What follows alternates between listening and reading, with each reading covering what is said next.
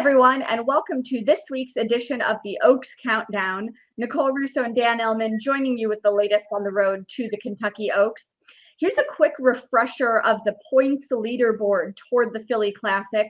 Wet Paint, who closed as the 4-1 favorite over champion Wonder Wheel in last weekend's Oaks Future wager, the leader on an unchanged board as there were no points races last weekend. We did have one filly on this board in action, though, as Dreaming of Snow, the upset winner of the Suncoast over Wonder Wheel, tried turf in the Florida Oaks and was well beaten there. I think you can draw a line through that race, Dan, but it does mean that if her connections want to reroute back to dirt for a Kentucky Oaks prep, she's going to have to show something big there. You're absolutely right. Again, it's hard to waste a prep race. And I'm not saying they're wasting a prep race by running her on the turf, but by her running so poorly, you have to wonder what she got out of it from a fitness standpoint. Getting her back to dirt is probably the right move for Dreaming of Snow. Now we have to find out exactly how good she is and whether her win over Wonder Wheel was not a fluke. Yeah. And as we mentioned last week, we want to bring you more on another filly who jumped onto this leaderboard in last weekend's busy prep schedule, and Shitabuti, who remained unbeaten in 3 career starts with this win in the Busher at Aqueduct. The Chad Brown trainee hasn't faced really the top of this crop yet, but she's done nothing wrong. Only a 77 buyer for this effort, so we're still awaiting that breakout performance from this crop, but I like how she finishes up here in deep stretch. Well, she really runs by her stablemate in here, Asset Purchase, who had a big lead at the 3/16 pole. And while Shitabuti did not run a fast race, a 77 buyer, it was 15 points higher than her prior buyer top. The race, of course, coming over a wet track, going a 1-turn mile. It's a far cry from going a 2-turn mile and an 1/8 at Churchill Downs. But she's done nothing wrong, as you mentioned, Nicole. She's perfect 3 for 3. She's well connected. She has a solid pedigree. I wonder if it's geared more towards sprinter miler ability, but the way she's finished up her races, she's very promising indeed, and we'll likely see her in the Gazelle, the final New York prep, on the road to the Oaks. And I think you hit the nail on the head with the pedigree. This is the second crop of Practical Joke by leading sire Into Mischief. Practical Joke is emerging as a promising young sire.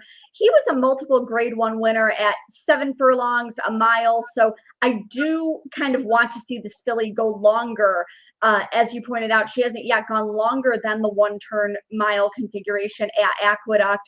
Not that much added distance she'll be facing, but I think the 2 turns is a different mental game entirely for young horses. So I am waiting to see her go longer. She is from the female family of grade 1 winning sprinters, Dream Supreme, Majestic Warrior. Majestic Warrior did sire Oaks winner Princess of Silmar a few years back.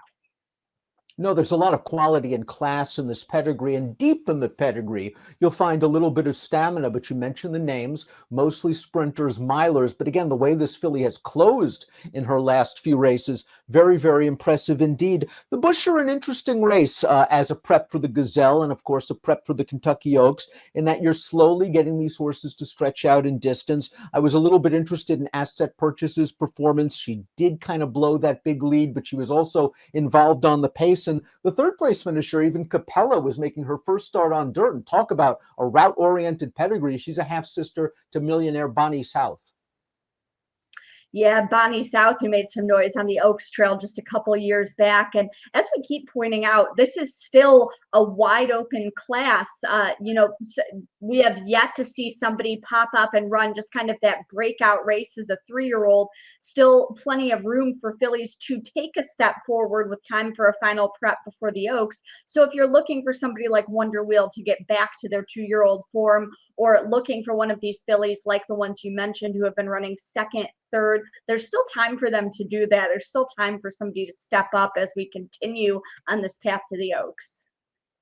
Oh, no, there's plenty of time, and it's a great opportunity for horses like Wonder Wheel, horses that you argue could have been a bit disappointing in their seasonal debuts. Who's Your Filly, for example, comes to mind. One big race in the right direction. They're right back on top of the heap, especially since the filly that's arguably the best in the division right now, Feza, she is ineligible for the Kentucky Oaks, being trained by Bob Baffert.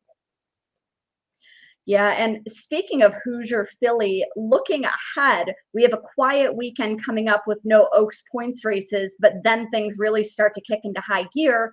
We'll have 3 points races over the weekend of March 25th and 26th, including the Fairgrounds Oaks, which kicks off that final run of major prep races that will award 100 points to their respective winners. Entries for the Fairgrounds Oaks will be taken Saturday, and we could expect to see Hoosier Philly and some other major candidates in there.